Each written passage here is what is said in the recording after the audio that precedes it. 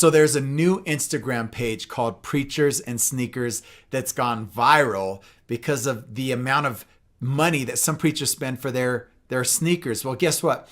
I'm a preacher and I like sneakers, so we're going to talk about it. That's what's coming right up.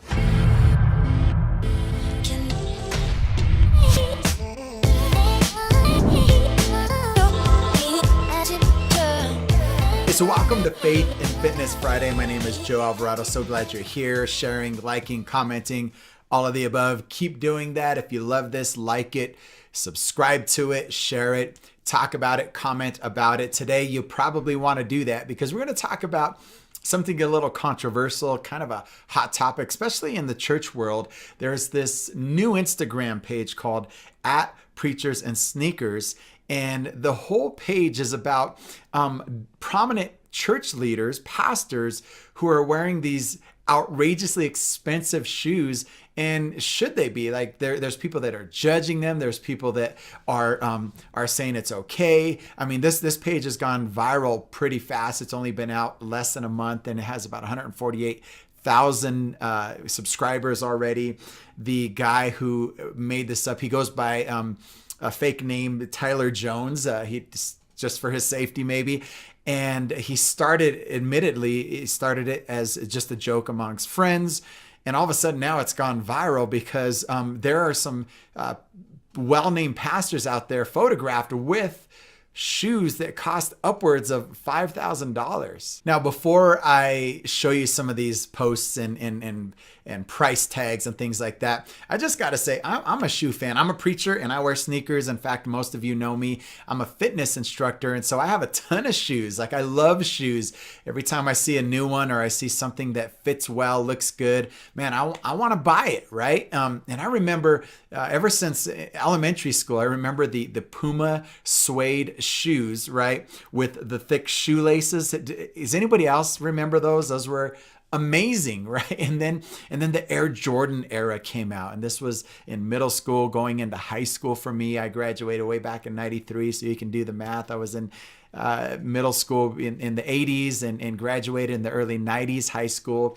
But I remember the Air Jordan 3s. I believe those were my first Air Jordans, and my parents like literally charged them like on a credit card. They were about $125 even way back then, the Air Jordan 3s, and then the Air Jordan 4s with the net on them. Hello, those were amazing. Like, first of all, before again I show you anything, I just want to let you know that I'm kind of a fan of shoes. And the way I grew up, and again, before we start judging and saying whatever we want to say, I remember my dad, he would spend money on things that he really liked. And so he would always tell me, because I was always this frugal person, it costs too much and don't buy that. And he would say, son, you get what you pay for, right? You get what you pay for. And I've seen this over and over again. In fact, for me, I recently went to the store. I'll tell you this quick story. And there's these shirts. I'm wearing a Lululemon shirt, and maybe you think that's too much for me. What are you doing wearing a $50, $60 shirt? I love it. It's great material, great quality. It lasts. I've washed it over and over again. Not a thing wrong with it. Most comfortable shirt I've ever had for working out. So here's the deal though. I went to Target recently and I got a shirt that was kind of a knockoff. And like when there's popular brands, there's always going to be a knockoff version. So I'm like, hey, this looks just like a Lulu shirt.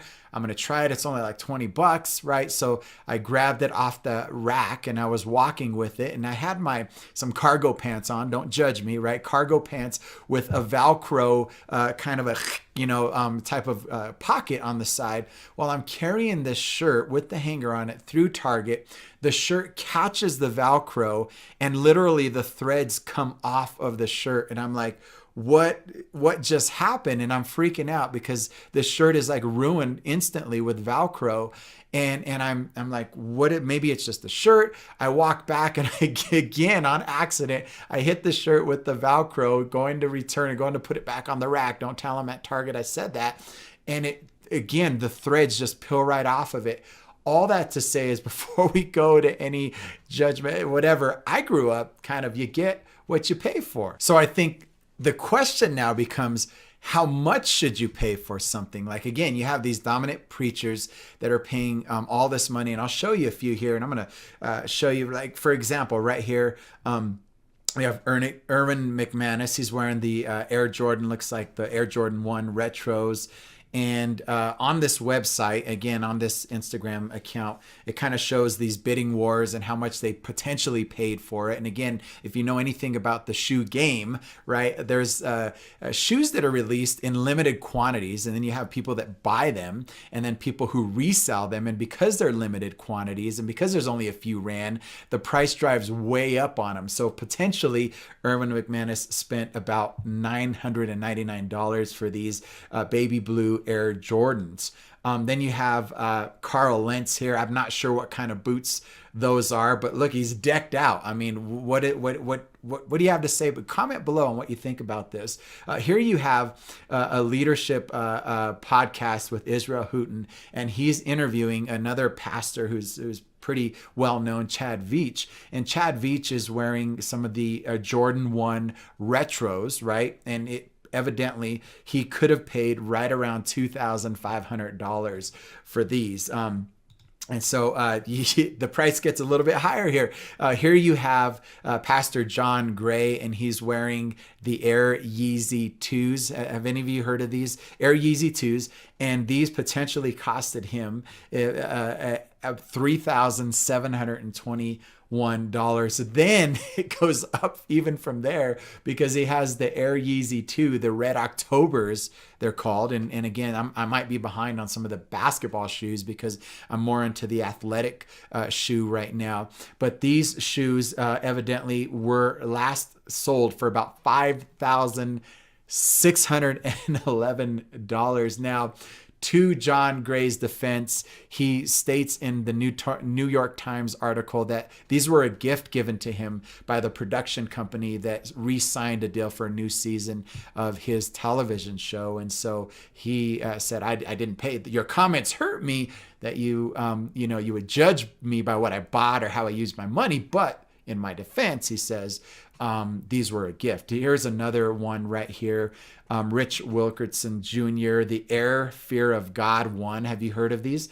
About $854. And here's another Pastor Ron Carpenter. Again, those baby blue Jordan 1 retros. $1,099 potentially he paid for those. And here's some that I actually really like, these ones that Stephen Furtick is wearing, and I really am a fan of Stephen Furtick. He's an amazing preacher. The Air Prestos, right, off-white whites. 2018s, $637. So I kind of like those shoes. So anyway, I want to answer this in a few different ways and kind of give you my opinion. And any comments you have, would you please be really respectful, because I know this can cause a lot of controversy. Should a pastor be paid? Yes. 1 Corinthians 9:14, Paul talks about it. Now, he defends the fact that he earned his own living because he was a tent maker, but he does say that in the same way the Lord ordered those who preach the good news should be supported by those who benefit from it. So yes, it's perfectly okay. It's biblical. It's a job. A preacher, a pastor, somebody who does what I do should get paid for what we do. Right now, how much, I can't determine that. I can't decide that. I won't even go there. I won't judge about that. But yes, a pastor should get paid. Another question that I would or another comment or question I would make, that should a pastor, is it okay for a pastor to have another job? Hello, you're looking at one. I kind of have like 3 jobs here. I do this podcast. I don't get paid for this, but it's a job. It's some work. It's some editing. It's some rehearsing. It's some preparation. I preach and I pastor a small church, which I love. And I've done that for over a decade now, going on almost 15 years. And I love my church. And I'm a fitness professional, and I work as a studio manager in Lifetime Centennial. So my income comes from multiple sources, and it's the way that I provide for my family. So can a pastor have multiple incomes or have a couple of jobs?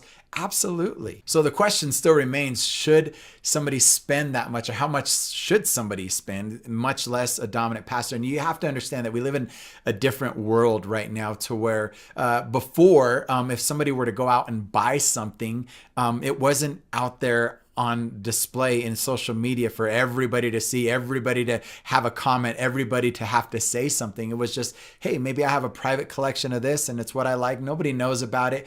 None is the wiser, right? But we live in a different world today where people from all walks of life have the ability to comment on somebody's personal life based on a photograph that wasn't even intended for their shoes, in this case, to be highlighted again. So is it necessary? Sometimes the pastors, maybe they do this because they want to reach the type of person, or they're reaching a certain group of people that can identify with the style. Maybe it's the culture, maybe it's where they live, maybe it's the area that they live in. I mean, let's face it, there are some places in the US that are cheaper to live and some that are more expensive to live. Denver is getting there. LA's been expensive for a while. And the very fact that you live in LA or Denver means that you have to make a certain amount of income to afford rent or a mortgage, means that you may be able to afford a shoe that's a little bit more expensive, right? And so, and it's all relevant to where you live, because for me, most of the shoes that I'll show you a collection of shoes that I have. I have about maybe 10, 15 pairs of shoes for the gym that I use. I probably have never spent more than about $70, maybe that much.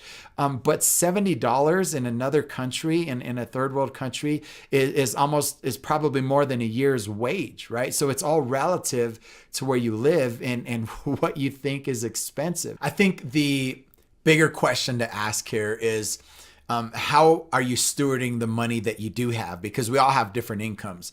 And I think that if you're going into debt over shoes, if you've got debt, if you're not stewarding, if you're not tithing or not giving, to God, and not saving, you don't have a savings account, and you're spending all this crazy money on shoes that you can't afford, then you probably aren't doing the right thing. But I don't know what these guys are doing. Maybe they're blessed with a lot more income, and they're giving a lot more than I give. And because God has given them a lot, maybe they're being held accountable for that and holding themselves accountable and giving a lot back to the church. I can't help but think that that's true. And so my question to you would be, is how much does the phone cost that you have in your pocket, right? Like most of us, we finance our iPhone, and it probably costs about $1,000. Hello, right? Do you need $1,000 phone? Probably not. Did you want the $1,000 phone? Yes. Did you need it? No. Are there $200 phones that can do the same, but with slight less quality? Absolutely. But you have the $600,000, $700,000, $800,000, $600,000, $700,000, $800,000 or $1,000 iPhone in your pocket, and you're making payments on it, which Dave Ramsey would say that if you have to make payments on something, you probably can't afford it outside your mortgage and things like that. But here's the deal. How are you doing with your money? So that's really what I would say is, are you stewarding your money? Are you like Andy Stanley says, are you saving 10%? Are you giving 10% and then living on the rest? So if your finances are in order and you kind of like shoes, buy the shoes, right? Buy the Lululemon shirt. Like that is okay, but you just check your heart. Check your heart, check your heart, check your heart. We could talk a lot about this, but at the end of the day, I would say it kind of comes down to what you're doing and how you're managing your money. Are you generous? Are you saving up? Are you being wise and using the rest for some hobbies? I think that's okay. I don't think we should judge and be too harsh on everybody in this whole thing.